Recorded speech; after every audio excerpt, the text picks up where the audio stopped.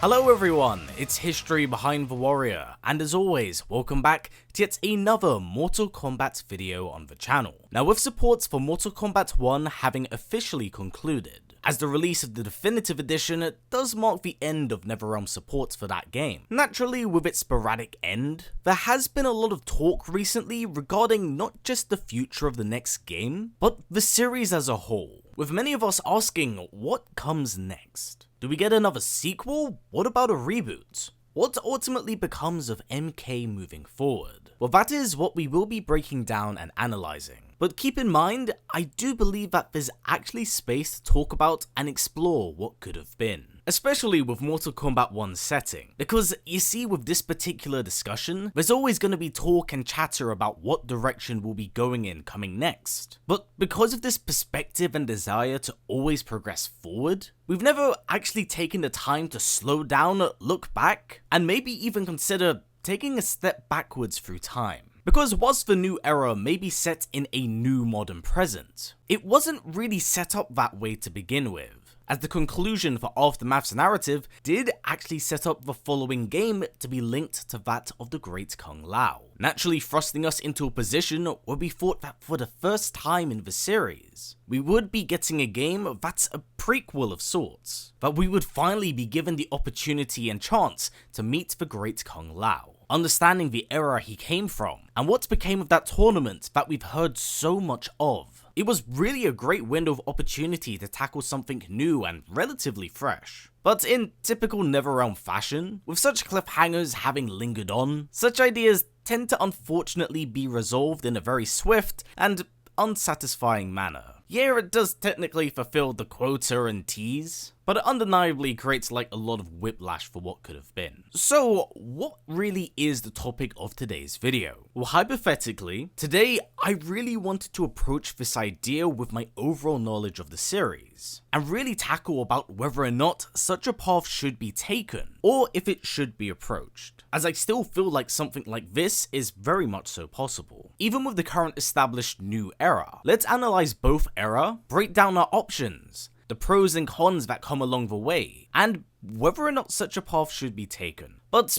before we do begin, as always, I do want to say once again thank you for all of the love and support on the most recent MK content. As I've said before and kinda pointed out, YouTube has effectively softly blacklisted the channel over the last few months, so I've been really appreciating the love and support you guys have been throwing my way, especially with some of the newer content on the channel like Invincible Versus and Marvel Token. So every view and every thumbs up really helps out here. Anyway, soppy shit out the way, let's delve right into things, talking about the importance of the great Kung Lao himself. And here's the thing about this particular era. It is one shrouded in mystery. If there was one word to truly describe it, it's legacy. Whilst little is known of that age or the great Kung Lao, he's one of the oldest, most iconic figures to that of Earthrealm to date. Regardless of what era, timeline, or game he's a part of, his last and final stand is a testament that inspires future generations. So his significance to the series cannot be understated. But that's also one of the interesting things of this time period, the somewhat scarcity of information surrounding him, the mystique, so to say. Thus, with that in mind, do I think that the great Kung Lao ending was a missed opportunity or should have been explored? Well, yes and no. It's really complicated, because the idea alone is fantastic, as somewhat bare bones as it is. But for it to work in either present benefits each other in different areas, as some parts do work and some parts not so well, as both eras have their own narrative issues and problems. But to understand why it's so ambitious, we're gonna have to dial things back and analyze it from a number of different angles here. So first off, let's actually talk about the pros of introducing us to the great Kung Lao era, if it was more in line with that of the original canon of games. Now serving as a sort of prequel of sorts, narratively, this is such an interesting point in the MK mythos. One that does dangerously teeter on nostalgia, mind you, but admittedly it's something that could really be special if tackled with the right perspective. Because being able to see and meet a character we've all heard so much of for the first time is undeniably very cool. To learn more of him as a person beyond the murals and the stories. You get to really understand and see what made this man a legend. What other ancestors did he encounter? And of course, what did he leave behind? It again all plays into that legacy aspect of the character, the importance that this character holds in the grand scale of the overarching narrative. Honestly, this installment in itself could make for an interesting period piece on characters and the realms itself, because not only do you get to explore them and the different worlds at this time, but you also get to introduce some of the ancestors of fan-beloved characters. It goes to show how deep and ingrained certain families and characters are to this tournament, that no matter how far or how successful they are by drifting away from it, fate has a nasty way of pulling them back into its snare. And the somewhat loose nature of this time period does mean that a lot of the characters here are kind of expendable. That's something the modern games have kind of lacked in that regard. So I do think something like this could really live up to the prestige of a Mortal Kombat tournament, heighten the stakes as well as give it an unpredictable nature. Plus, with many characters having already participated in the tournament, it is possible to encounter younger versions of well-known characters. So it's not all fresh faces, but it could actually serve as a great way to build the foundation for other characters and show how they develop. Something that changes your perspective when you go back and play prior titles. Like maybe bearing witness to the first seeds of Kitana's doubt of Shao Kahn, the fall of Shang Tsung going from cocky, arrogant champion to a slave of Shao Kahn's will. Or maybe introducing us to a young and doubtful Goro, who has to reach his father's high expectations, before he's then consumed by his own grandeur. There's a lot of ways to tackle this approach and softly deconstruct characters along the way, showing their first steps for whom they would become. And it also shows the ramifications of a tournament, what it can do to someone before and after. It explores the prices that these fighters pay in order to become legends. I think that's a really cool idea. And plus, you have tons of characters to pick from in the expanded canon. And hell, even those teased from the past. Like, you could implement that Sub-Zero Grandmaster we had from that wall mural in X, as a way to expand on the cryomancy lineage in the Lin Kuei. You could interweave a Scorpion by having its bearer be the original Takeda, the founder of the Shira Ryu who was poisoned by the Lin Kuei. Have that be Quan Chi's first experiment and hand at creating a Spectre, and is ultimately what has his eye on the Shira Ryu from that point onwards. These are all ideas ingrained and soaked in the MK mythos that is simply yet to be tackled, and I think it would be a really cool idea. And hey, if you really want to have it be faithful to its source material, have you, the player's final battle, be where you clash with Goro. Make it so it's like a real brutal boss fight with multiple phases, with multiple rounds to show how long this fight went on for. It also actually helps elevate Goro back to being a viable threat in MK again, but it also shows why the legend of the great Kung Lao was so great. Have it so if the player pushes to the last and final round, Goro simply can't be beat at that point. You get a round off him, sure, but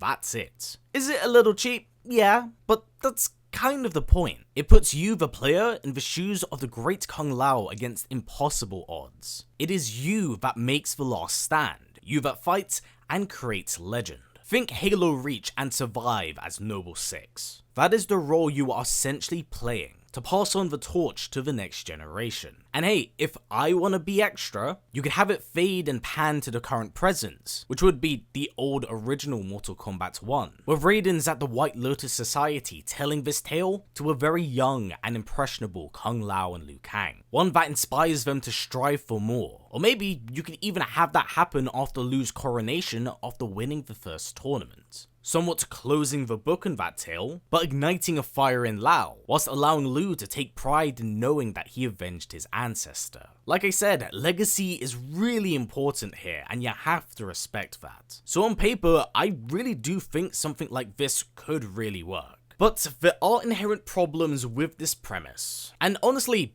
kinda prequels as a whole. Because going into the original timeline naturally has it so you already know what to expect of certain characters. Like, certain individuals are protected because they appear later down the line, making the identity of those that don't return kinda stick out like a thumb. It's to maintain continuity, sure, but the expendable ones will naturally stand out. And along with this, we do dangerously tread on the line of maybe robbing some of the mystique surrounding this time period. You see, one of the greatest mysteries in storytelling is by not knowing, by not having that answer. Because sometimes by having that veil lifted, it kind of ruins the allure of not knowing, spoiling what can make something so special and maybe even in an unsatisfying way. And arguably the two biggest problems here is character depictions as well as returning characters. Because if Mortal Kombat 1 has taught us anything, is that people do have their favorite characters, and they don't like having those characters be messed with, no matter how small nor minor they might be. So even with it being a period piece and not all of your characters having been there, as they are essentially replaced by their ancestors, it could create some of the same creative backlash we've had with certain character depictions from MK1. Especially if they aren't handled in ways that are familiar with their descendants. That alone could be really problematic. And with it having taken place way before the events of the first game, there are characters and factions that have to undergo a pretty big rework. Like the special forces would have to undergo a different name and have a completely different toolkit, which again could rub people the wrong way, because many would see them wearing the skin of a beloved character. And also, because of this, there is a certain amount of expectation placed upon the great Kung Lao. With it ultimately being his game and title, if his character is anything short of amazing, it's not gonna cut it. Thus, an unbelievably heavy burden is placed upon his shoulders. And that's a difficult line to stride with such a beloved character. You can't create a character that's too perfect because that makes him uninteresting and unrelatable, but you can't really lean into him being a cocky, arrogant asshole because that makes him unlikable. Plus, you then tread the line of replicating Kung Lao, and you can't really have him be the whole noble monk to champion thing, because that's already been done by Liu Kang. Approaching and tackling a character like the great Kung Lao is a really tricky endeavor, as certain expectations are there for him to achieve. That's arguably the biggest issue of setting him in either timelines here. So with that said, let's actually go to Liu Kang's new era and present, and talk about what works there and what does not. Because some of these problems and issues can be tweaked and remedied, but other problems occur because of that. Now keep in mind, a lot of things I said in the prior section does apply here too, but I think the new era gets a lot of benefits with its more open fresh slate. Now everything I said with characters prior to this does more or less apply here, where we once again get the old yet familiar faces, we get to meet the ancestors of characters, and we get the somewhat tournament phase. But here are one of the big problems and issues here. The Mortal Kombat tournament of the new era doesn't function or line up with what the old tournament did. Not just the merging of realms, so to say, but the bloodshed that it was known for. Because of this, characters are no longer at all expendable, because it's simply not how that tournament works. And with the tournament itself effectively being a gauntlet, it effectively means that like a tournament stage could be concluded in one chapter. So whilst they get the benefits and build up from the other fighters to the tournament, I can't see how the tournament itself wouldn't effectively be 80% cutscene, 20% fighting. And along with this, with it being set in the new era, you don't really have Shang Tsung around, and Goro as well as the Shogun Empire are kind of shells of what we formerly knew. So the foundation of it all is incredibly different and honestly quite hard to approach as retellings go. So a completely fresh slate and approach would have to be taken with this character, to tackle him in a way that deviates from how he was established in prior timelines.